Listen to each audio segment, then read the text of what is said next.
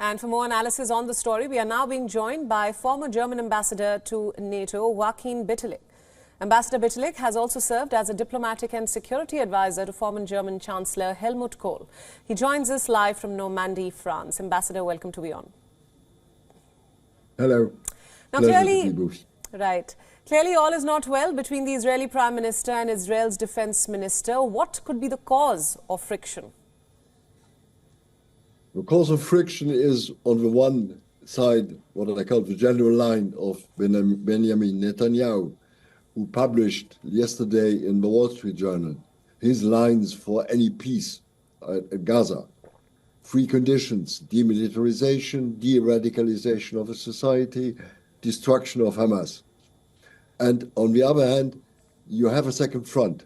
And yesterday, the Israeli army, the air forces, have been bombarding a house near Damascus in Syria, killing an Iranian general who is, let's say, the supervisor of a delivery of arms to Hezbollah. And the Iranians have called for vengeance for this hostile act of the Israelis. And therefore, there are natural tensions within this war cabinet in Jerusalem. I think it's normal to some extent, because the hardliner number one is Netanyahu himself, because he tries to survive. At the same time, the army is looking for its own goals and have a certain margin of maneuver.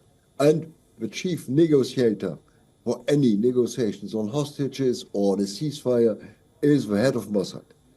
Right. And therefore, it's natural that Netanyahu tries to have him, let's say, under total control from his side, and where there are no others who are talking to him at the same time. And this is, to some extent, I understand him, in order to control the whole procedures. But on the other hand, what the Israelis need, and these are the Egyptians and the Qataris are asking for, is a certain flexibility. So, Ambassador, given what you've just said, how will all this impact getting the Israeli hostages home? It will not be helpful at all for getting the Israeli hostages at home. Not at all.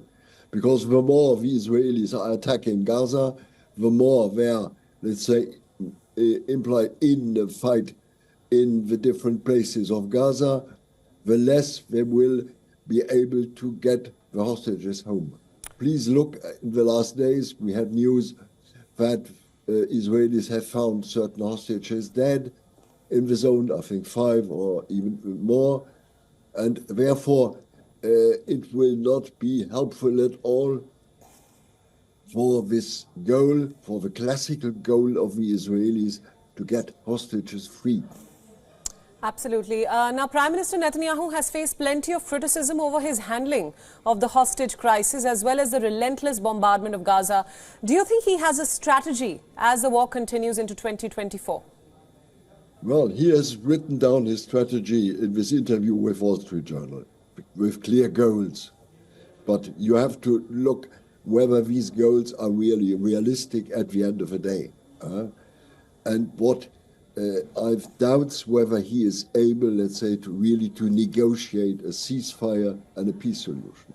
It's difficult to do with Hamas, this is clear, because Hamas has always had the goal to destroy totally Israel, it's clear.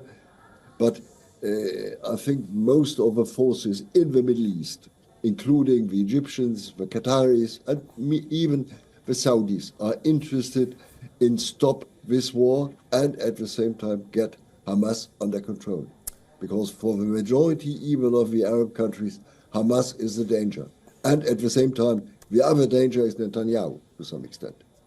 Right, Ambassador, that is extremely insightful. Thank you so much for all your insights and thanks for joining us on WION World is One. It's always a pleasure to work with you. WION World is One is now available in your country. Download the app now and get all the news updates on the move.